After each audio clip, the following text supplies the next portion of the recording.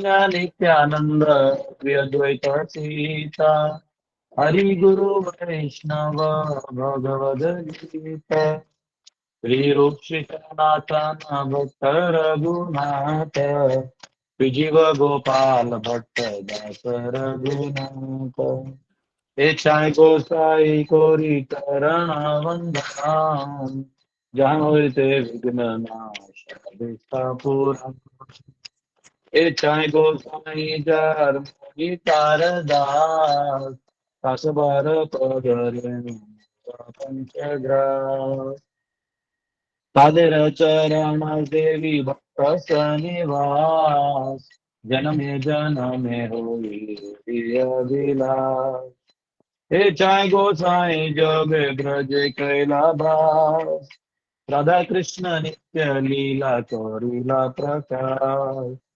आनंदे भव हरि भजो वृंदावन श्री गुरु च वैष्णव पदे जाइयाम श्री गुरु वैष्णव पद पद्म करियास नाम संकीर्तन करे नरोत्तम दास हरे कृष्णा कृष्ण कृष्ण हरे हरे हरे राम राम राम हरे हरे हरे कृष्णा कृष्ण कृष्ण हरे हरे हरे राम राम राम हरे हरे हरे कृष्णा कृष्ण कृष्ण हरे हरे हरे राम राम राम हरे हरे कृष्णा। बहुत सुंदर भजन है जिसमें हरिनाम की महिमा और ब्रजवास की महिमा के बारे में वर्णन है। हरे कृष्णा। आइए हम सब हमारे भागवत को शुरू करते हैं, प्रार्थना ही करते हैं। ओम नमो भगवते वासुदेवाय। ओम नमो भगवते वासुदेवाय। ओम नमो भगवते वासुदेवाय। नारायणं नमस्कृत्य नरं चैव नरोत्तमं देवीं सरस्वतीं व्यासं ततो जयमुदीरयेत्। नष्टप्रायेषु भद्रेषु नित्यं भागवत सेवया भगवती उत्तम श्लोके भक्तिर्भवति नैष्टिकी। कृष्णाय वासुदेवाय देवकी नंदनाय च नंदगोपकुमाराय गोविन्दाय नमो नमः।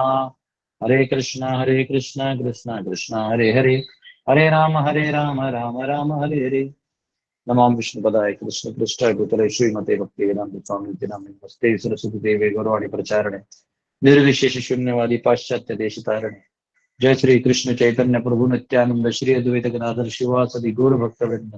हरे कृष्णा कृष्ण कृष्ण हरे हरे हरे राम राम हरे हरे कृष्णा। तो आप सबका स्वागत है। हम सब प्रथम स्कंद के 8वें अध्याय के, मुझे लगता है श्लोक क्रमांक 18 और 19 कल किया था। इसमें 19 का कुछ थोड़ा बचा है जो हम आज अध्ययन करेंगे। कुछ परपोर्ट उसका कल बचा था जो मुझे लगा कंप्लीट हो गया, थोड़ा सा बचा। और जो प्रेयर्स हैं माता कुंती के, जो प्रार्थनाएं हैं, ये सिद्धांतिक भी हैं, तत्व को लेके हैं, और अपने अपने स्थिति में रहते हुए हम क्या प्रार्थना कर सकते हैं इसकी वो प्रतीकात्मक एक एक एग्जाम्पल, एग्जेम्पलरी एग्जाम्पल। क्योंकि देखिए कई बार हम अपने परिस्थितियों को कोसते रहते हैं। अरे मैं अगर वैसे होता ना तो मैं भी ये करता, अरे मैं अगर वैसा भक्त होता ना तो मैं भी वैसा करता। लेकिन हम ये नहीं जानते भक्ति का मतलब है आपके अपनी स्थिति से आपका भगवत प्रेम दिखाना। हाँ, वो इसलिए नहीं, वो लोग फेमस हो जाने पर लोग आपकी स्टोरी को नरेट करते हैं, लेकिन स्टोरी बनने में जो सिचुएशन से गुजरना पड़ता है वो अपने आप में एक वहां भक्ति की परीक्षा, परीक्षा ऊपर में नहीं है जाने के बाद। जैसे प्रभुपाद जी जब 26 साल के थे 1922 में अपने गुरु महाराज को मिले, उन्होंने आदेश दिया जाओ प्रचार करो पाश्चात्य देश में। आदेश दिया 1922 में और वो निकले 1965 में। मतलब ऑलमोस्ट कितना, अगर 43 ईयर्स, 43 साल, तो 43 साल के बाद वो निकले, 43 ईयर्स के बाद। तो कभी कभी अभी उनको बड़ी इच्छा थी कि मैं ये करूं, पर वो क्या, गृहस्थ थे, फिर पत्नी थे, तभी बच्चे भी थे, कैसे जाए। तो अंदर में सारा भागवत पढ़ते थे, आचार्य की टीका को पढ़ते थे, अपने गुरुजनों से, अपने गुरु भाइयों से भी वार्तालाप करते थे, अपने गुरु भाइयों को प्रचार करने में मदद करते थे, जहां भी वो जाते थे उनको धन ला के देते थे, क्योंकि वो उनका पहचान था। सब किया फिर उन्होंने झांसी में भी जो है पहला संन्यास लिया, फिर झांसी में सेंटर खोला, लीग ऑफ डिवोटीज, कि हम भक्तों का लीग होगा। तो वो खोला, तो जिसने वो जमीन दिया था झांसी में, वो वो जो उनकी जो पत्नी थी, शायद माधवराव सिंधिया की रिलेटिव कोई उनकी माता जी, तो उनको ब्यूटी पार्लर खोलना था वहां पे, तभी फैशन आ गया था नया, ब्यूटी पार्लर।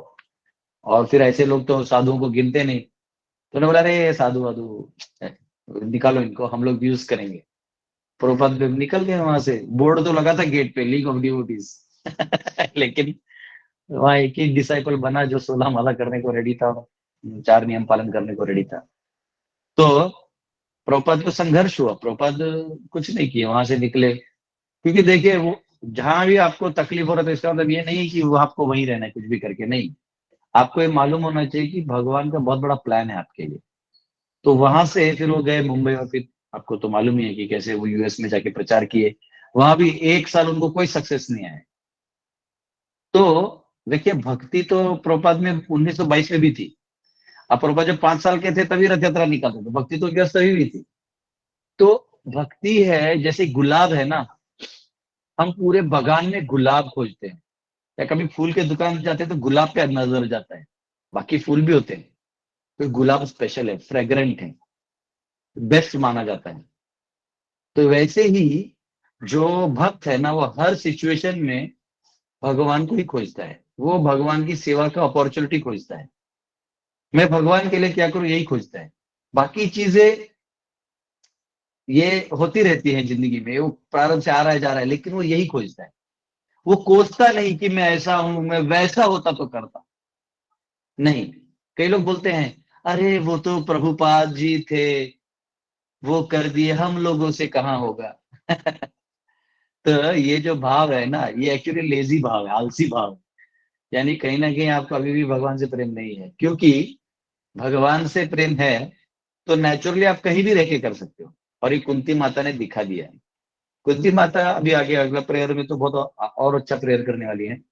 वो यहाँ तो वो ये जानती है कि मैं एक स्त्री हूं, मैं एक लेवल के बाद अपने आप को एक्सप्रेस भी नहीं कर सकती, अपने ओपिनियंस को मैं ज्यादा से ज्यादा मेरे बच्चों में, पति में, या समाज में जो अपने नजदीकी हैं उनको ही बता सकती हूँ।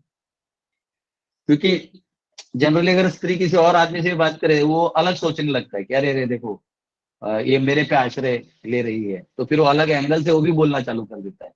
तो इसलिए स्त्रियों को कई बार सबसे बोलने में भी दिक्कत होता है कि भावनाएं तो हैं, पर व्यक्त भी किसको करें, ये भी अपने आप में बहुत बड़ा समस्या है। वहां नहीं चाहती थी कुंती महारानी, नहीं चाहती थी युद्ध, बोल रही थी कर्ण को राजा बना दो, रहने दो सब शांति से। पर इन यंगस्टर्स को रहा कहाँ गया दुर्योधन फिर भी मस्ती कर रहा था, कर्ण बोला मैं इसी को दूंगा, युद्ध में मारे गए सब। और तभी भी इन्होंने अपने धर्म का पालन किया, क्योंकि ये बहुत ही अ, हस्तिनापुर की तो वहीं रुकी हुई थी, गांधारी को सारा नरेशन कर रही थी। तो ये डिफरेंस है। तो कुंती माता अपनी जम्बल्ड स्थिति में भी, एक जंबल वाला स्थिति था कुंती माता का, लेकिन उन्होंने भक्ति नहीं छोड़ा। अगर आप ध्यान से देखेंगे तो कुंती माता का जो जीवन है वो जब उनका मतलब बचपन में उन्होंने इतना सेवा किया दुर्वासा मुनि का, उन्होंने आशीर्वाद दिया कि ये मंत्र बोलो, जिस देवता का पुकारोगे वो आएगा। अब उन्होंने सूर्य को पुकार लिया तो सूर्य ने वहीं से गर्भदान दे दिया, उधर से आशीर्वाद के रूप में तो इनको पता चला कि कोई देवता को बुलाना भी हेडेक है, कि बुलाना तो ठीक है, लेकिन अब वो ऐसा कुछ हो जाएगा तो क्या करेंगे। फिर उन्होंने जो है बास्केट में छोड़ दिया कर्ण को, अलग चीज है। लेकिन उसके बाद वो किसी को बोल नहीं पाई, कैसे बोलेगी, अपनी बचपना का गलती है। वो उनको पता ही नहीं था इस मंत्र से ऐसा होता है, देवता ऐसा करेंगे। उसके बाद जब उसका विवाह हुआ, ठीक है, उसका विवाह हुआ तो उनको जब पांडु से विवाह हुआ, तो जब नव वधु जो शादी करके आती है, तो उसको लोग जो सबसे जो नई शादी वाली बहू रहती है, वो उसको तिलक करती है और उसको वो अक्षत डाल के अंदर लाती है घर में। तो यहाँ गांधारी ने वो काम किया, ठीक है। और जो ही ये आई तो उसी दिन मद्र देश का युद्ध चालू हो गया और पांडु को जाना पड़ा। तो अभी कुंती अपने पति के साथ रही भी नहीं। मतलब सोचिए, जीवन में कठिनाई का एक लेवल होता है, मतलब कि मतलब जो मापदंड है ना, मापदंड वो बहुत ज्यादा है। जैसे हम प्रहलाद के लिए कह देते हैं कि वो उनको इसमें डाला, उसमें डाला, अग्नि में डाला, सांपों के बीच डाला, लेकिन प्रहलाद का दूसरा कोई डिपेंडेंसी को तकलीफ नहीं हो रहा था, यानी खुद को तकलीफ हो सकता था। यहाँ कुंती महारानी को खुद को भी है और उनको जो उनके ऊपर डिपेंडेंट है उनको भी तकलीफ हो रहा है, तो उससे ज्यादा तकलीफ हो रहा है अपने बेटों को लेके, पति को लेके। अब 6 महीना गुजर गया युद्ध से, जब पांडु लौटे तो पता चला कि मद्र देश की जो माद्री है उससे शादी हो चुका है। आइए, हाँ, मद्र देश यानी साउथ, चेन्नई एक्सप्रेस से आगे माता जी। अब कुंती को जो है वो, अब कुंती को वो तिलक ला के अक्षत डाल के इसको लाना होगा। सोचो, खुद अपने पति के साथ नहीं रही है और नई पत्नी जो है उसको भी स्वीकार करना पड़ेगा। और जो माधुरी थी ये थोड़ी चंचल स्वभाव की थी, मतलब वो समझ गई कि कुंती जो है वो बहुत संभाल के लेती चीजों को, तो उसी के ऊपर डाल दो। आपने अगर दिखा दिया ना आप बहुत केयरिंग है, ये है वो है, तो लोग आपके ऊपर थोप के जाते हैं, नहीं आप ही करिए, आप ही करिए, और अपना अपना एंजॉय करने में लगे रहते हैं। ये भी एक, आप अपना नेचर रिवील करिएगा तो ये भी होगा। अब बस बदले में 2 मीठे शब्द बोल देंगे, बहुत अच्छे हैं, बहुत अच्छे हैं। और सारा काम थोप के जाएंगे। तो माधुरी जो थी वो पांडु के साथ अपना जीवन व्यापन करने में लगी थी, और कुंती ने कुछ नहीं कहा क्योंकि वो नवविवाहित थी, इसने भी कुछ नहीं कहा। और उसके बाद क्या हुआ, जो कुंती महारानी है, ये इसके बाद माता ने कहा, जो मेन महारानी थी सत्यवती, उन्होंने कहा कि जाइए आप लोग कुछ दिन छुट्टी लीजिए, आउटिंग करिए। तो आउटिंग में कुंती गई, माधुरी गई, पांडु गए, लेकिन वहां पे गलती से कुछ हो गया और बाण लग गया एक ऋषि को जो अपने पत्नी के साथ थे। तो उनके पत्नी को लग गया, तो उन्होंने श्राप दिया पांडु को कि तुम कभी भी अगर किसी भी अपने पत्नी को एम्ब्रेस करोगे उसी क्षण मर जाओगे। अब ये श्राप था, तो अब ये लोग शांत हो गए, लेकिन फिर भी माधुरी को रहा नहीं बोली, उसने फिर भी टच किया और पांडु चले गए। तो पांडु के जाने में भी कुंती का हाथ नहीं था। जब श्राप मिला है तो चुपचाप शांत बैठो, तो वो क्या है कि तू गया। अब उसके बाद उन्होंने प्रार्थना अर्पण किए, और इन्होंने, माधुरी ने कहा कि मैं सती जाऊंगी क्योंकि मेरे जो बच्चे हैं ये तुम संभाल लोगी, तुम्हारे बच्चे तो मैं नहीं संभाल पाऊंगी क्योंकि मैं उतनी ओपन माइंडेड नहीं हूँ। तो माधुरी ने भी मुक्ति का मार्ग चुन लिया। अब बचे कुंती माता, उसमें जब बच्चों को संभाल रही है तो भीष्म ने बोला नहीं बहू तुम यहीं रहो, बच्चे यहीं रहेंगे। इतना करने के बाद उन्होंने जो कुंती के बच्चे हैं उनको आश्वासन दिया भीष्म ने कि मैं रक्षा करूंगा, लेकिन दुर्योधन जो था वो अंदर ही था। देखो, अब भीष्म ने भले ही कवच लगा दिया है तो बाहर से आना तकलीफ बंद हो जाएगा, कोई नहीं इन पांचों पांडवों को कुछ कर सकता बाहर से, लेकिन प्रारब्ध ऐसा है कि अंदर से तो हो ही सकता है। दुर्योधन अंदर ही था, तकलीफ देने वाला बाहर था ही नहीं। वो अंदर था। अब इन्होंने बचपन में इनको विष देना, घर में आग लगा देना, एक माँ के लिए सोचो कितना दर्दनाक चीज है ये। एक माँ जो अपने पति के साथ भी ज्यादा नहीं रही है और दूसरे के बच्चों को भी अपना बच्चों की तरह प्रेम दे रही है, अपने राज राज सिंहासन पे जो लोग हैं उनका भी सम्मान करते हुए अपने रास्ते को निकाल रही है। सोचो कितना एंजाइटी होगा कुंती माता को।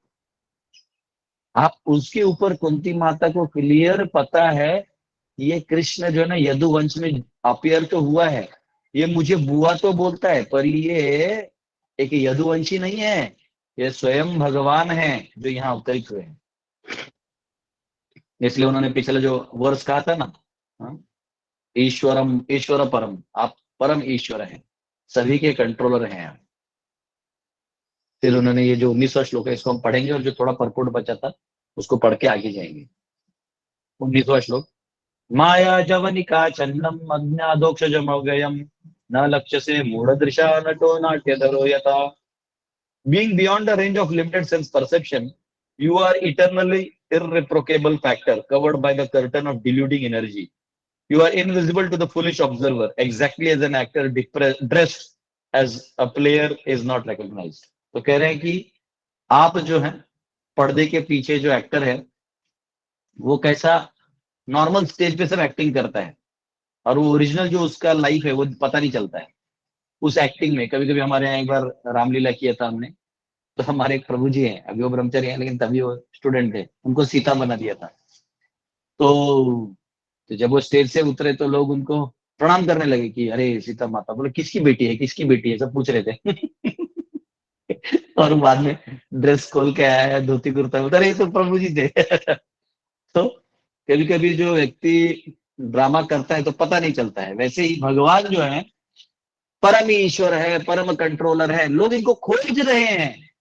बड़े बड़े दार्शनिक अपने तत्व ज्ञान से खोज रहे हैं, बड़े बड़े साइंटिस्ट इनको खोज रहे हैं। आज जब साइंस हर एंगल से फेल हो चुका है, साइंस हर एंगल से फेल हो चुका है, हर फील्ड में साइंस के जो एजम्पशंस हैं वो फेल हो चुके हैं। चांद पे ले जाने का झूठा वादा एक्सपोज हो गया है, मार्स में जाने का वादा वो भी एक्सपोज हो चुका है। ये कहने के लिए कि मार्स में कोई नहीं गया, उधर का अकाउंट का पैसा बस इधर का उधर होता है।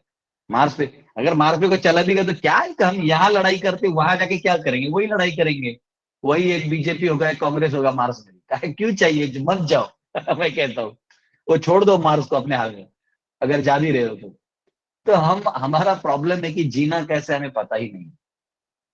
तो बड़े बड़े दार्शनिक जो है जो भगवान को खोज रहे हैं, साइंटिस्ट खोज रहे हैं, कुछ ने तो लास्ट में पार्टिकल खोजा और डिक्लेयर कर दिया गॉड पार्टिकल। इन लोगों का बहुत बड़ा ट्रिक होता है, ये आपको जानबूझ के गॉड रिलेटेड कुछ बोल देते हैं ताकि आस्तिक लोग साइंस को मानते रहे, क्योंकि जिस दिन, क्योंकि आस्तिक जो है वो मेजोरिटी में है। कुछ भी कहिए तो आज क्रिश्चियंस, मुस्लिम्स, बुद्धिस्ट और हिंदू और अन्य जो भी ज़ोरास्ट्रियंस, ये सब जो पारसी, इससे जितने भी लोग हैं ये सब भगवान को मानते हैं। जो साइंस में भी है जो ये सब भगवान नहीं मानते, लेकिन एक जीवन में मानते हैं कि कोई सुपीरियर पावर है।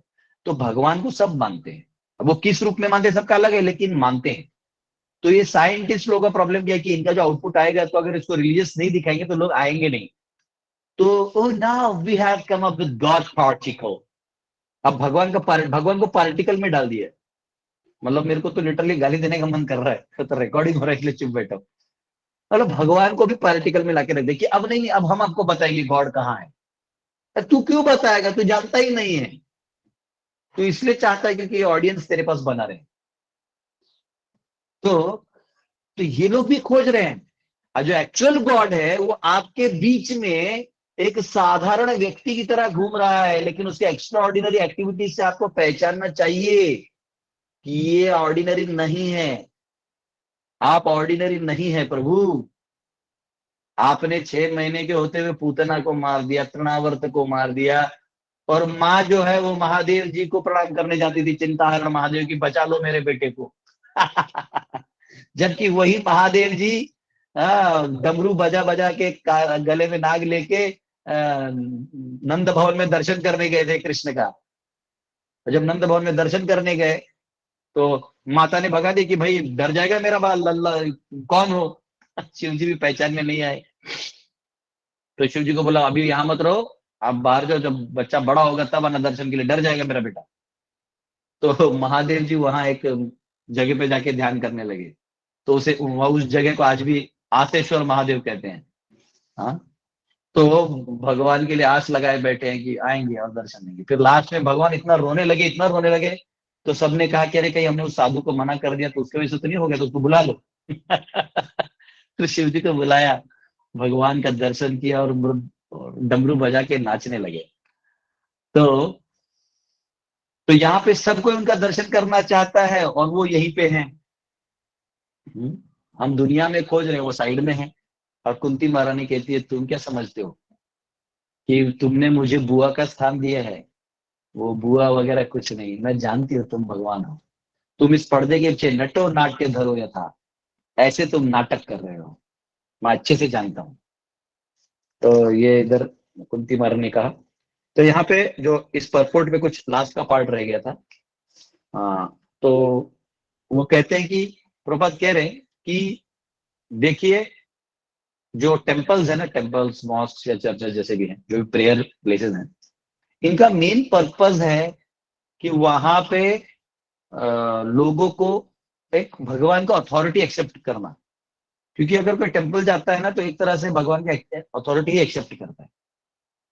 हमारे पूना मंदिर में बहुत पहले की बात है, तभी तो मैं डिवोटी भी नहीं था, मुझे मेरे सीनियर्स बताते थे। तो आज हमारे कांग्रेगेशन के एक लीडर है वहाँ पे, बहुत अच्छी डिवोटी है, उनकी वाइफ भी बहुत अच्छी डिवोटी है।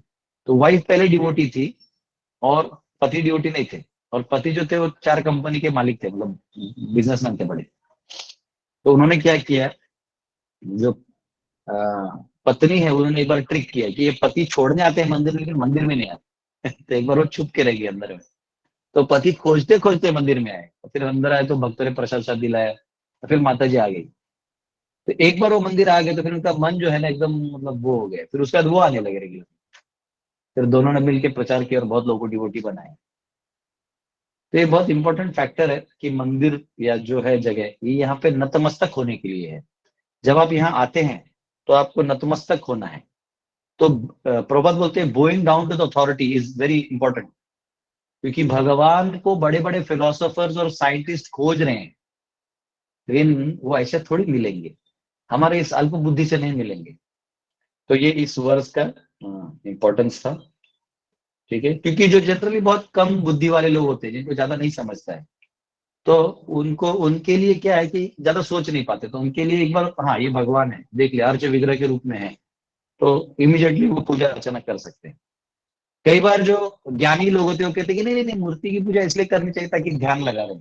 ऐसा नहीं है। एक्चुअली अर्च विग्रह में स्वयं भगवान आते हैं, स्वयं भगवान वहां आते हैं सेवा करने। हमारे जो राधा रमन जी थे, उनको राधा रानी को सब कहते थे कि मतलब ऐसा लग रहा है साक्षात राधा रानी यहाँ खड़ी है, ये एकदम खड़ी है। तो ये स्पेशल वो है, जब आप सेवा करते हैं तो भगवान आपका सेवा लेके आपसे बहुत आदान प्रदान करते हैं, सभी भक्तों से आदान प्रदान करते हैं। तो इम्पोर्टेंट फैक्टर है कि अर्च विग्रह की सेवा हमें करनी चाहिए, दर्शन लेना चाहिए, हमें दंडवत करना चाहिए। जब मंदिर जाते हैं तो भगवान को दंडवत करना चाहिए, क्योंकि उससे जो हमारा, हम एक्सेप्ट करते हैं कि प्रभु आप मेरे ऊपर। तो ये बहुत इंपॉर्टेंट सब्जेक्ट है। अब हम लोग 20वां श्लोक लेंगे। अब देखिए, ये वुमेन एम्पावरमेंट का जो बात है, जहां हर जगह नारेबाजी होती रहती है, वुमेन एम्पावरमेंट ये वो, इस वर्ड से आपको क्लियर होगा कि कितना वुमेन का स्पेशलिटी है, प्रभुपाद ने कितना हाई दर्जा दिया है। देखिए 20वां श्लोक, तथा परमहंसानां मुनीनां अमलात्मनां भक्ति योग विधानार्थं कथं पश्येमहि स्त्रियः। You yourself descend to propagate the transcendental science of devotional service unto the hearts of the advanced transcendentalists and mental speculators, who are purified by being able to discriminate between matter and spirit. How then can we women know you perfectly? वो कह रहे हैं कि आप आप जो हैं वही इन सबको इतना बताते हैं, जो परमहंस हैं। जैसे कल भी किसी माता जी ने पूछा कि परमहंस क्या है, तो परमहंस बहुत हाईएस्ट लेवल है, जहां आपको बाकी सब चीजों से ज्यादा, मतलब you are always with the lord, आप भगवान के साथ ही हमेशा हैं। हाँ, परिवेदिकाचार्य होते हैं जो भगवान के साथ लेके गांव गांव जाके लोगों को बताते हैं भगवान के बारे में, उनको जोड़ते हैं। और परमहंस होता है जो वो उसके भी ऊपर हो जाते हैं, वो रिलीज करने लगते हैं, एवरी मोमेंट ऑफ भगवान की लीलाओं को रिलीज करने लगते हैं। बहुत हाई लेवल है। तो ये कह रहे हैं, तथा परमहंसा नाम मुनि नाम अमलात्मा नाम, ये जितने भी मुनि हैं, फिलोसफर्स हैं, थिंकर्स हैं, रैशनलिस्ट हैं, तो ये लोग तर्क से भगवान को जानने का प्रयास करते हैं। हाँ, जैसे फिलोसफर होता है, जैसे सॉक्रेट्स एक फिलोसफर था, तो उसको एक बार एक चोर ने पकड़ा और बोला जितना माल है निकालो, else I will kill you, मैं आपको मार दूंगा। तो वो बोलते हैं कि "आ, आप मुझे मार दोगे?" बोले हाँ एकदम मार दूंगा। बोले आपने मुझे देखा है? ये भी थोड़ा कंफ्यूज है, ऐसे क्यों बोल रहा है। बोला हाँ ये तो हो, अरे नहीं ये तो शरीर है, मुझे देखा है तुमने? बोले नहीं। अरे मुझे लगा कम से कम तुमको पता होगा कि मैं कौन हूँ। मैं खोज रहा हूँ मैं कौन हूँ। और चाह डाकू भी सोचने में लगा कि भाई इससे हमारा पाला गिर गया, ये अपनी दुनिया में है।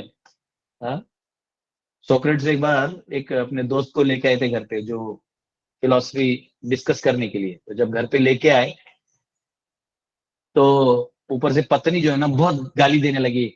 हाँ, लाइए लाइए, और लोगों को लाइए, ये तो फ्री का होटल है ना, खिलाइए यहाँ पे, और अपना फालतू का बड़बड़ बड़बड़ करिए।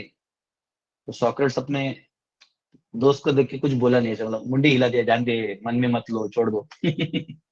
करके वो गए। अंदर में बातचीत हुआ, सब कुछ हुआ। उसके जब जाने लगे ना, तो पत्नी को और गुस्सा है कि मेरा बात नहीं मान रहे हैं।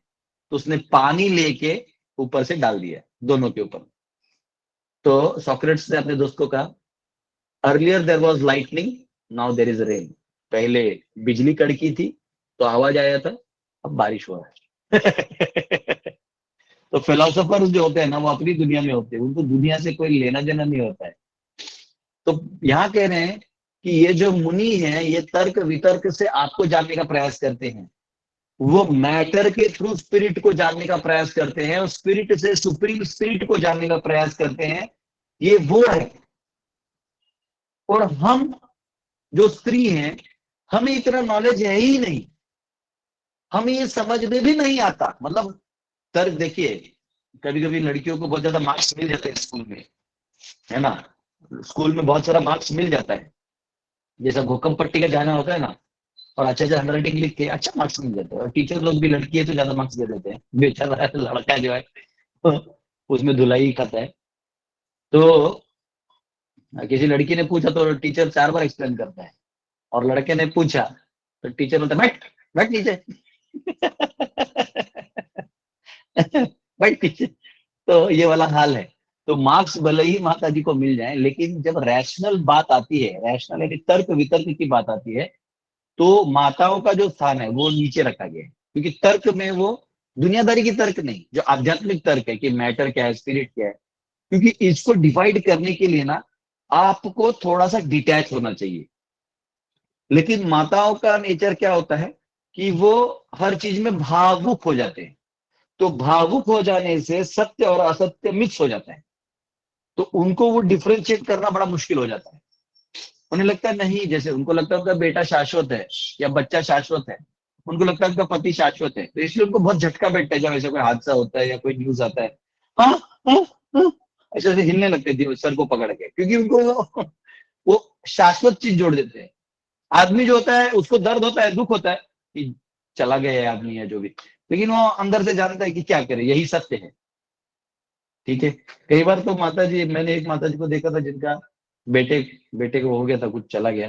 तो इतना सदमे में थी वो कि उसके पति मेरे प्रोग्राम में लाते थे उसको, तो वो भी ऐसे ऐसा देखा करती थी, मतलब हवा में ही देखती थी। मुझे समझा नहीं, बाद में मैंने पूछा तो पता चला कि जब उसका बेटा चला गया तो एकदम मतलब इतना हिल गई थी कि उसका कितना भी दवाई कराई नॉर्मल हुई नहीं। उसके बाद उसने उसके दूसरे बेटे से भी बात नहीं किया, वो जान पहचानती नहीं थी अपने बेटे, ये कौन।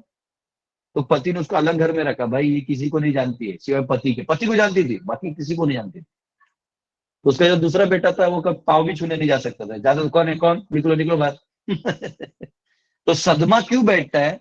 क्योंकि जो रैशनल पार्ट है, जो सत्य का कटु पार्ट है, वो स्त्रियां नहीं ले सकती। अब आपको एक चीज बताता हूं, स्त्री और पुरुष भेद करके कोई फायदा नहीं है, उसका कारण है। आत्मा के स्तर पे देखेंगे तो स्त्री का शरीर किसको मिलता है और पुरुष का शरीर किसको मिलता है, ये उसके बाद आपको ये समझ में आ जाए कि ऐसा क्यों है।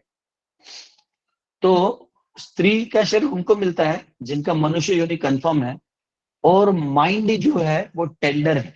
टेंडर यानी बहुत, मतलब माइंड का इमोशनल पार्ट ज्यादा है, और बुद्धि का पार्ट जो है, तार्किक बुद्धि यानी इधर वाली, वो कम है।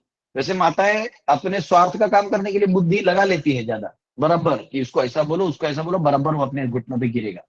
ये आदमी को जनरली इतना जल्दी नहीं सोच पाता, आदमी सोचता है मारा क्या तो। माताओं को बड़ा रहते हैं, अरे चुप बैठो ना, उसको लाती में बराबर लाती है। ऐसा वो कर देते हैं। तो वो उसको, जो माताओं का वो बुद्धि है। लेकिन जब फिलॉसफी का बुद्धि आता है तो वहां वो थोड़ा पार्किंग में रह जाते हैं। तो ये क्यों? क्योंकि वो जीव जिनका मानसिक यानी भावुक भाग बड़ा है और तार्किक भाग कम है, तो उन्हें स्त्री का शरीर दिया जाता है। और जिनको तर्क का भाग बड़ा है और भाव का भाग एवरेज है, कम है, उनको पुरुष का शरीर दिया जाता है। अब मतलब ये अपने आप डिजाइन बन जाते हैं। जैसे कोई ज्यादा खाएगा, मोटा होगा तो बड़ा कुर्ता पहनेगा, दुबला हो जाएगा तो पतला कुर्ता पहनेगा। तो इसका तो इसके हम पीछे जाएंगे तो पता चलेगा इसमें स्त्री और पुरुष को कोई लेना देना नहीं है। ये अपने जगह सही है, ये अपने जगह सही है। वो आत्मा इधर सुटेबल था तो इधर है। लेकिन भगवान की महिमा को देखो, भक्ति का इन दोनों सिचुएशन से कोई लेना नहीं। यहाँ कह रहे हैं कि अरे परमहंस को भी तो आप ही दर्शन देते हो, पर हम स्त्रियों का क्या। तो ये तो माता कुंती अपना भाव कह रही हैं। इन प्रभुपाद ने परपोर्ट में बहुत अच्छे से समझाया कि जो माताएं हैं ना, इनको दंडवत मारने में या भगवान किसी की भी सेवा करने में बिल्कुल भी कष्ट नहीं होता। क्यों कष्ट नहीं होता? क्योंकि जो एक अथॉरिटी को एक्सेप्ट करने का जो एटीट्यूड है वो माताओं में पहले से होता है। उन्होंने अपने पिता का अथॉरिटी एक्सेप्ट किया रहता है, पति का किया रहता है, उन्होंने अपने बड़े बेटे का किया रहता है, समाज का किया रहता है। तो उनके लिए भगवान का अथॉरिटी एक्सेप्ट करना बहुत आसान है। इसलिए इनको अगर आप मंदिर ले जाते हैं तो आप देखिएगा प्राय ऐसे मीटिंग्स में माताएं ज्यादा प्रमाण में होती है। जहां कथा होता देखिएगा तो आराम से बैठ के माता एकदम एकदम भाव विभोर होके, मतलब कृष्ण भावना को इमीडिएट ले लेती है, क्योंकि भावुक है। और क्योंकि बस एक बार उनको कृष्ण मिलना है somehow or the other। और क्योंकि कृष्ण मिल गए हैं तो अब वो जो है वो एकदम कंफर्म डिवोटी हो गए। एक बार उनको समझ में आ गया ना, वो पीछे हटती भी नहीं। इसलिए जनरली फॉल डाउन आदमियों को होता है, माताओं का फॉल डाउन नहीं होता। होता नहीं, आपको रेयरली मिलेगा, रेयरली। क्यों? क्योंकि वो एक बार समझ गई ना तो उनको आश्रय लेने का आदत होता है। तो वो ऑलरेडी भगवान का आश्रय ले लेते हैं। आदमी का प्रॉब्लम क्या है कि जब तक उसके बुद्धि खोपड़ी में जाएगा नहीं अच्छे से ठूस ठूस के, तब तक वो मतलब एक तो शरणागत होगा नहीं। समझने के बाद भी ईगो जब तक झुकेगा नहीं, जब तक उसकी जिंदगी में ऐसा कोई प्रहार नहीं होता, तब तक वो नहीं झुकेगा। एक प्रभु जी तो बोल रहे थे कि मैं अपने पत्नी से बहुत परेशान होकर मैं भक्ति में आया हूँ। तो मैंने बोला अच्छा है। बोले अगर मेरे पास बहुत धन होता तो शायद मैं ये सब भक्ति में आता ही नहीं। मैं धन के सहारे दुनिया में और कुछ खोजने चले जाता। लेकिन धन भी ज्यादा नहीं है और मेरे पास ये भी नहीं, तो फिर लास्ट में मैं भगवान के पास आया। तो भगवान को, प्रभु जी लोगों को लाने के लिए बहुत तोड़फोड़ करना पड़ता है। माताओं को कुछ नहीं, उनको बोलो आज आज ऐसा ऐसा कीर्तन है, ऐसा ऐसा प्रसादम है, सब हरि बोल करके सब आ जाते हैं। बात समझे? तो वो यहाँ कहा गया है, यहाँ भले ही कुंती महारानी कह रही है कथम पश्चिम ही स्त्रिया, हम स्त्रियों का क्या। लेकिन देखिए इतने हक से प्रार्थना कर रही है कुंती जी। इतना हक से प्रार्थना तो किसी ने नहीं किया था। एक तो बुआ भी है, भक्त भी है, और हमेशा पांडवों के रक्षा के लिए भाग भाग के आते थे। अरे जिनकी माँ इतनी बड़ी भक्त है, उनके बच्चों को कैसे भगवान कुछ होने देते? उनके बच्चे खुद भी भक्त थे, वो अलग चीज है। वो परिवार ही पूरा भक्तों का था। हाँ, कुंती माता भक्त थी, द्रौपदी भक्त थी, पांचों पांडव भक्त थे, उत्तरा भक्त थी, अभिमन्यु भक्त था, सुभद्रा तो स्वयं योग माया है। सभी परिवार में सभी भक्त ही भक्त है, प्योर कृष्ण कॉन्शियस फैमिली। तो वहां भगवान जाएंगे कहाँ? भगवान तो कहते हैं मैं एक क्षण के लिए अपने भक्तों को छोड़ के नहीं जाता हूं, वहीं खड़ा रहता हूँ। तो यहाँ कुंती महारानी कह रहे हैं कि बड़े बड़े जो तर्क हैं, ये तार्किक लोग, ये आपको अपनी बुद्धि से बहुत समझने का प्रयास करते हैं। हम लोग को उतना नहीं है, एक लेवल पर हम हार जाते हैं। मैंने देखा है माताओं को जनरली वो क्वेश्चन भी पूछेंगे तो थोड़ा तर्क पूछेंगे, और पूछते पूछते वो इमीडिएटली अपने परिवार में, अपने दुखवाड़े वाले दुनिया में कुछ चले जाते हैं। स्टार्टिंग पूछेंगे कुछ कि प्रभु जी ये कैसे होता है, फिर आप जवाब दोगे ना कि हाँ ऐसा होता है ऐसा होता है, तब तक वो ऑलरेडी पहुंच गए रहते हैं कि प्रभु जी कल ही मैंने खीर बनाया था, वो ठीक से नहीं बना, उसमें क्या। अब मैं बोला अरे एक इधर इधर था, आंसर उधर चला गया। तो क्योंकि उनका इमोशनल पार्ट इतना ज्यादा होता है तो तर्क नहीं समझ में आएगा। तो इसलिए जो कथाएं हैं ना, महाभारत, रामायण, पुराण, ये सब व्यास देव ने जानबूझ के लिखा, क्योंकि वेदांत सूत्र नहीं समझ में आएगा। हाँ? अगर आप तर्क तर्क ज्यादा दोगे तो माता एकदम ऐसे सो जाती है। कुछ ज्यादा कभी कोई देखा, मैं लेक्चर फिलोसफी मार दिया, कुछ डायग्राम वायग्राम बना दिया और फ्लो चार्ट बना दिया, तो थोड़ा देर वो एकदम एंथुसियास्टिकली रहते हैं, फिर बाद में ऐसा सो जा खत्म। तो यहाँ पे माताओं के लिए बहुत स्पेशल फीचर है कि आपको कुछ भी नहीं करना है, बस कृष्ण को सरेंडर कर देना है और कुछ नहीं करना है। अगर आप देखेंगे तो गोपियों को और जो बड़े गोपी और छोटे गोपियों को कृष्ण से इमीडिएटली प्रेम हो गया, और प्रेम हाईएस्ट है, और भगवान से होना सब हाईएस्ट पे हाईएस्ट है। तो यहाँ गोल ऑफ लाइफ ही हमारा भगवान से प्रेम करना है, और प्रेम करना जो उसके लिए भाव चाहिए, तो भाव का भंडार है। बस इनका भाव का भंडार दुनिया में लगेगा तो फंस जाएंगे, लेकिन भाव का भंडार अगर कृष्ण में लग गया तो खत्म। आदमी को भाव के एक एक बूंद के लिए तरसना पड़ता है। आदमी कभी कभी इतना निष्ठुर होता है, उसकी आंखों से आंसू भी नहीं आते। तो माताओं का रहता है कि थोड़े भावुक हो जाते, कोई और रो रहा है तो उसमें रोना आ जाता है माताओं को। आदमी को आता भी है तो थोड़ा कंठ तक इधर तक रोक लेता है। हाँ? आ भी गए तो फिर वो जैसे पिताजी अपने बेटी को छोड़ते शादी में, तभी थोड़ा थोड़ा आता है, जहाँ थोड़ा अटैचमेंट रहता है। तो यहाँ कहा गया कथम पश्चिम ही स्त्रिया, और प्रोपत जी कह रहे हैं कि lord knows sincerity of purpose. भले ही स्त्रियों को ज्यादा ज्ञान ना हो, तर्क वितर्क में वो आगे ना हो, लेकिन क्योंकि वो सिंपल वे से, सिंप्लिसिटी में अपने भाव को व्यक्त करते हैं, तो भगवान बहुत खुश होते हैं। भगवान ये नहीं देखते कि आपने कितना सोच विचार करके आए, उसे कोई भगवान का लेना देना, वो तो बुद्धि का भाग है। आपका बुद्धि कितना विकसित है उससे भगवान को क्या लेना देना। आपका बुद्धि का विकास करके वासुदेव सर्वमिति ही तो समझना है, जो इस माता को ऐसे ही समझ गए।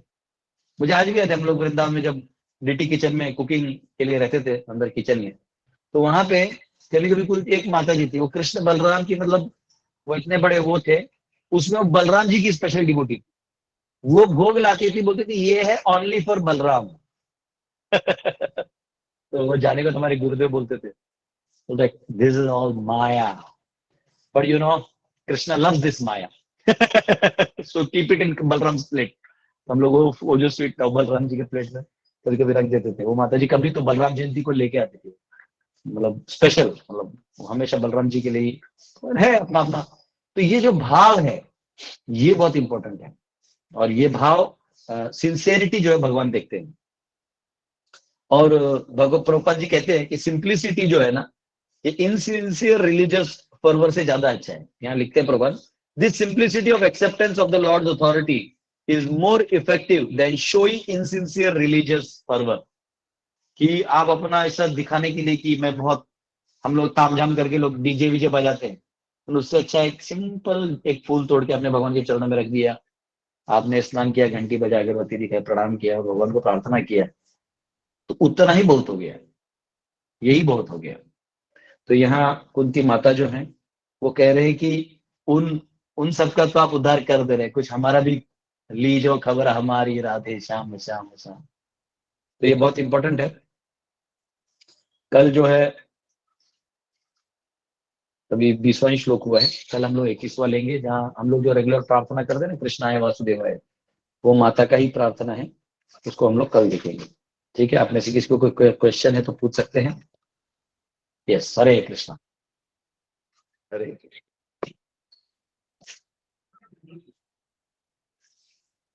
यस, किसी को कोई क्वेश्चन है? शशांक चल के प्रभु ने हाथ खड़ा है। शशांक, शशांक, शशांक प्रभु बोलिए। नहीं बोल रहे। विकास प्रभु आपको बोलना है? हरे कृष्ण प्रभु जी। ओके, हाँ फिर विकास प्रभु बोलिए, फिर बाद में और जो है विप्लव की बात। प्रभु जी, एक्चुअली मेरा क्वेश्चन थोड़ा अलग है, क्या उससे पूछ सकते हैं आउट ऑफ कॉन्टेक्स्ट?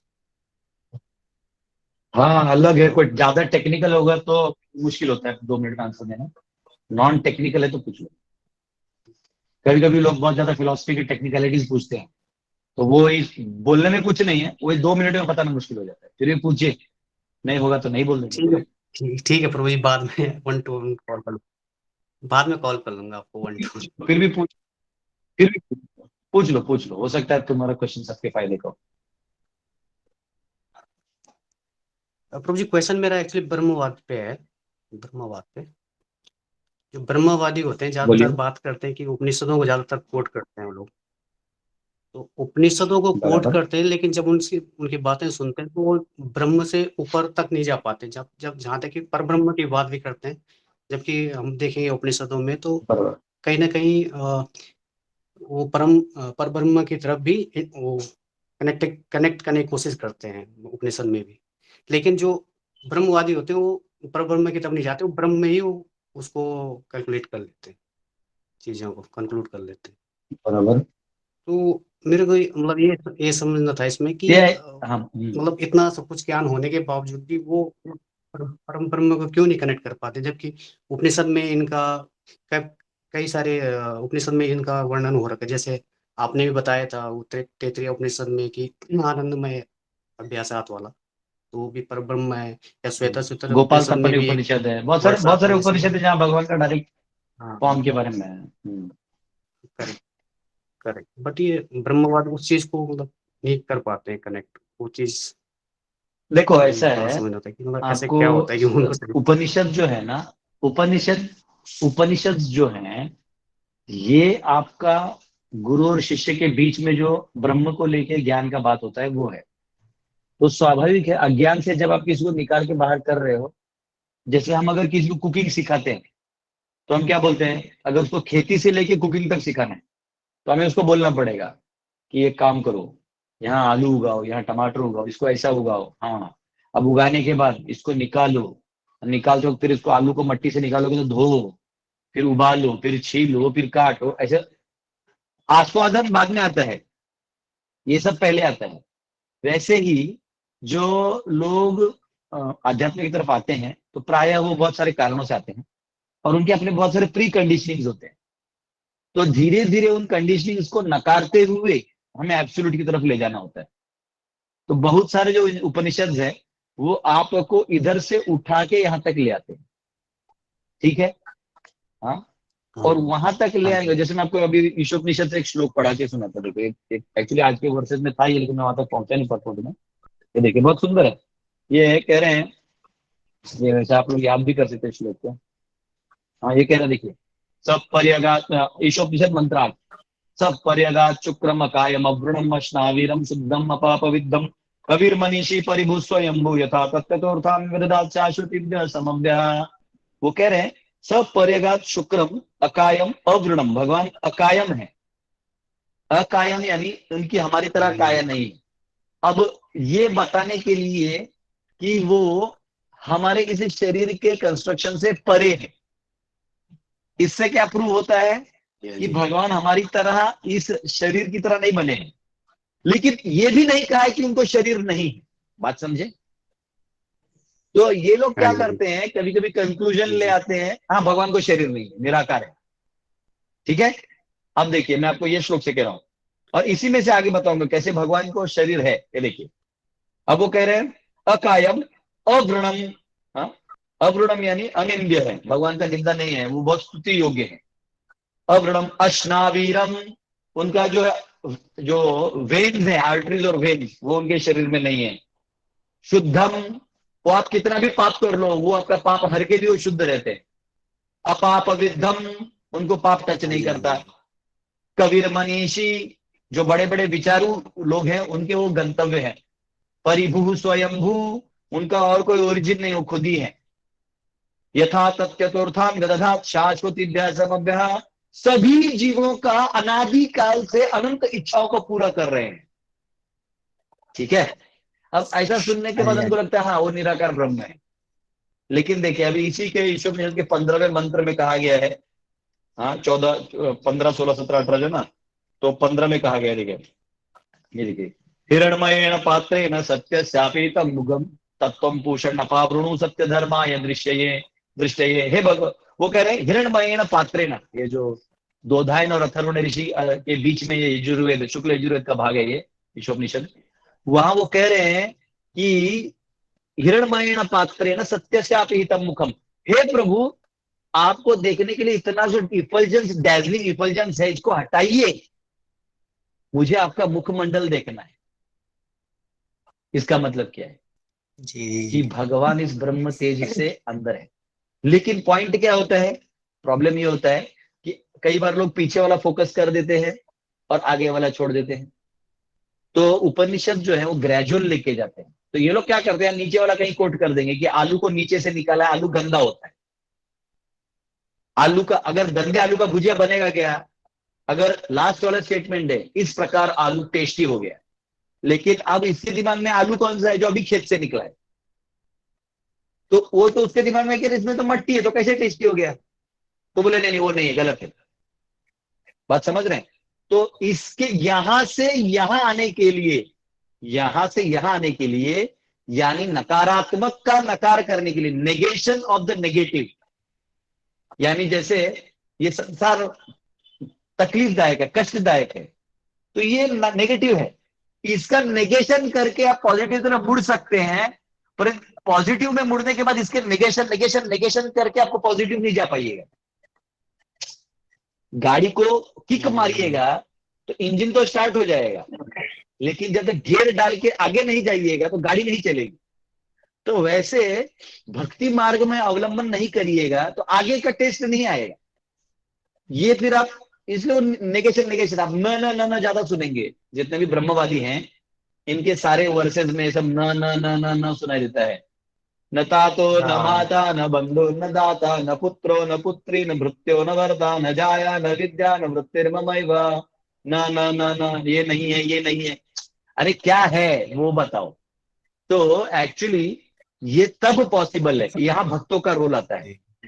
भक्ता संजायते भक्ति, जब आप किसी ब्रह्मवादी को भक्ति का कोई अंग से टच करा देते हैं तो वो अपने आप में सोचने में मजबूर हो जाता है कि ठीक है, न न न न छोड़ो, तो यहां तो हरि भक्ति में आनंद आ रहा है, और ये आत्मा का आनंद है, शारीरिक आनंद नहीं है। क्योंकि जब वो गया तो इमीडिएटली किसी ने मुंह में प्रसाद थोड़ी डाला था टेस्ट करने के लिए।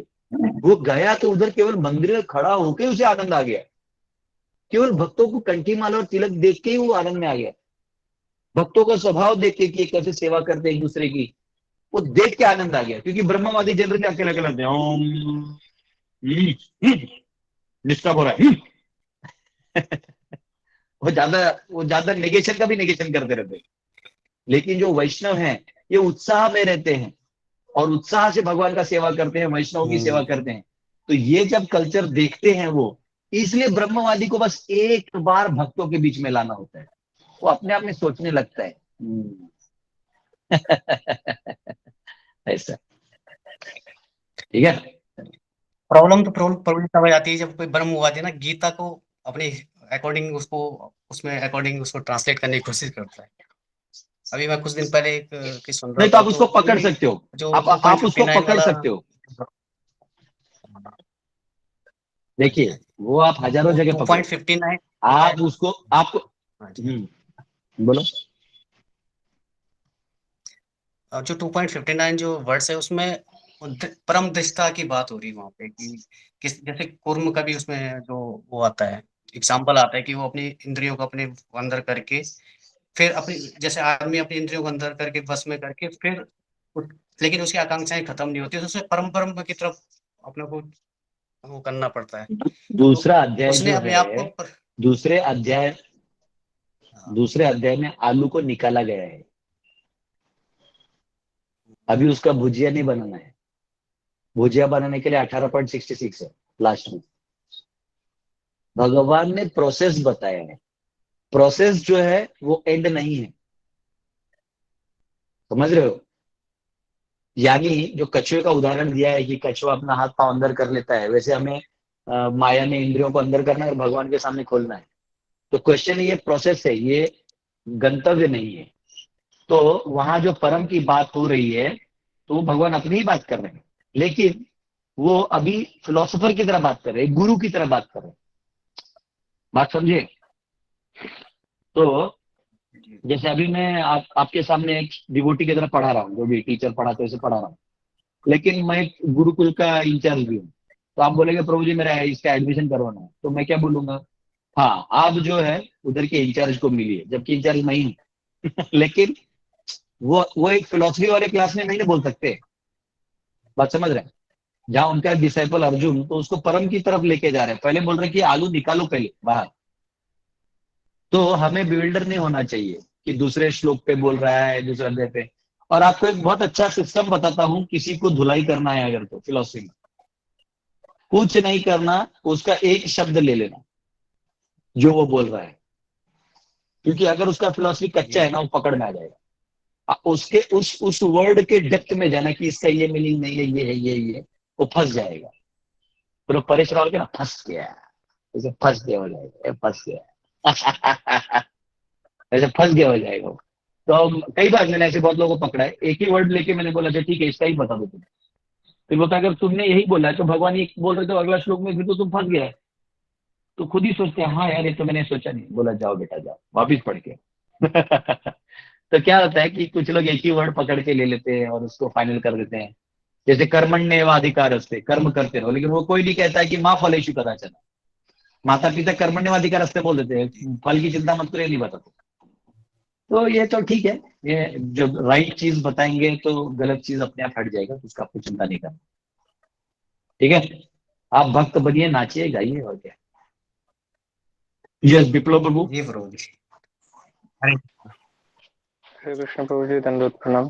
बहुत अच्छा हाँ क्लास था प्रभु जी। आपने एक क्वेश्चन बोला कि पुरुषों और माताओं का जो शरीर मिलता है वो उनका रैशनल थिंकिंग के ऊपर होता है, कि माताओं का वो इमोशनल पार्ट ज्यादा होता है और लॉजिकल पार्ट कम होता है। तो क्या पुरुषों में ऐसा नहीं होता है प्रभु जी?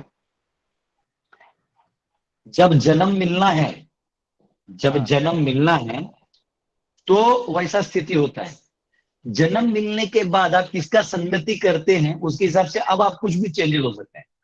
यानी जैसे कोई लड़का है, तो मैंने देखा है कभी कभी लड़कियों के बीच में ज्यादा रहने लगता है, और उसके लिए ना लाइक ओ ताली वाली ऐसा ऐसा, क्योंकि वो लड़कियां वैसी ही करती है। अब उनके बीच में इसको हाँ। रहना है तो ये ऐसे ही करेगा वो। और नेचुरली वो हमेशा इमोशन इमोशन करते रहेंगे, उनमें उनमें रहना ही है, तो इसको भी इमोशन हो जाएगा, फिर अगला जन्म इसका स्त्री का हो जाएगा।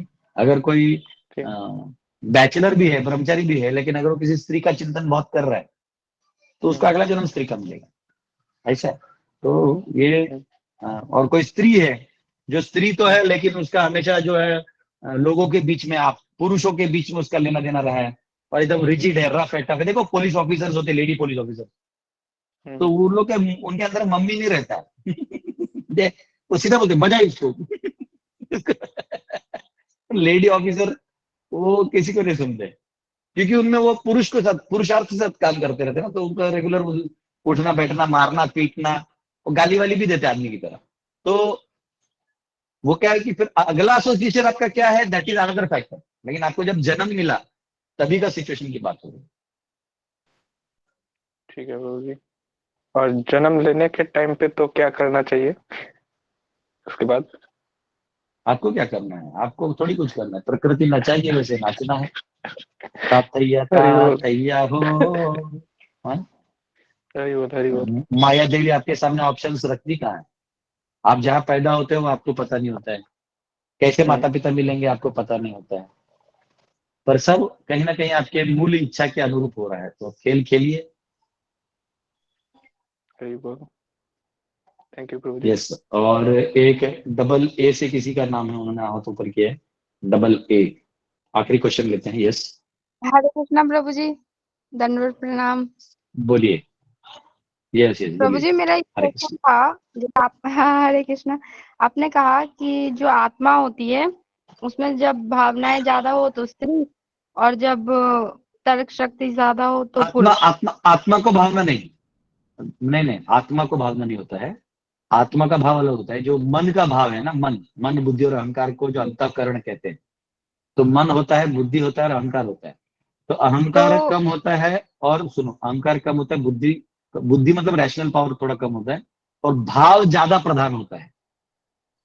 ऐसा जैसे ग्लास में पानी डालोगे, जूस बनाते हैं, नींबू शरबत बनाते हैं ना, तो ये हर आदमी अलग, नींबू का हर एक का टेस्ट अलग होता है नींबू शरबत का, क्योंकि कोई शक्कर ज्यादा डालता है, नींबू थोड़ा निचोड़ता है, पानी ज्यादा रखता है। कोई नींबू ज्यादा निचोड़ता है, शक्कर कम रखता है, पानी ज्यादा रखता है। ऐसे हर एक का अलग वैरायटी बनते रहते हैं, वैसा चीज। तो मेरा क्वेश्चन ये था कि जो आत्मा होती है उसमें स्त्री पुरुष नहीं होता है, वो सिर्फ आत्मा होती है, क्योंकि शरीर देखो मिलने के बाद हम ये पता करते हैं कि ये लड़का है और ये लड़की है। तो आत्मा में मतलब ऐसा नहीं होता, मतलब वो आत्मा ना स्त्री होती है ना पुरुष होती है। अब मैं ये क्या है ना, पूछना चाहती हूँ। पुरुष और स्त्री, ये जो शब्द है ना, ये हम्म शेल्टर लेने वाला यानी शरणागति लेने वाला और शरणार्थी जो शरण देने वाला, शरण देने वाला आदमी। तो जो जीव शरण देने के काबिल है उसको पुरुष कहते हैं, और जो शरण लेने के लिए क्वालिफाइड है उसको स्त्री कहते हैं। अब वैसे टेक्निकली देखा गया तो भगवान एक ही पुरुष है और हम सब जीव जो है प्रकृति है यानी स्त्री है, टेक्निकली, टेक्निकल नॉलेज। अब अगर आप कह रहे हैं कि जैसे स्त्री का अगर आप शरीर रूपी आकार देख रहे हैं, पुरुष का शरीर रूपी आकार, बायोलॉजिकल बात कर रहे हैं, हाँ? तो बायोलॉजिकली वो तो शरीर है, और आत्मा का जो स्वरूप है वो वहां गोलोक में वो दोनों होते हैं, गोपियां भी होते हैं, गोप भी होते हैं, सखा भी होते हैं, वहां दोनों होते अच्छा, तो यानी कि आत्मा मतलब दोनों ही है, बट वो शरीर उसको हिसाब से मिलता है। हैं। जो समझाना था मैंने आपको समझा दिया, ठीक है। अब आप मनन चिंतन करते रहो। जी, हरे कृष्ण प्रभु जी। ठीक है, हरे कृष्ण। यस, तो आज हमारा हो गया, किसी का हाथ भी ऊपर नहीं है। बहुत बहुत धन्यवाद आप सबका। हरे कृष्णा, कल मिलेंगे। एक्चुअली आज मैं 2-3 श्लोक कवर करने वाला था, लेकिन समय और भी इधर रह गया। तो बहुत बहुत धन्यवाद आप सबका। हरे कृष्णा। हरे कृष्ण प्रभु जी, प्रभु जी धन्यवाद, हरे प्रणाम।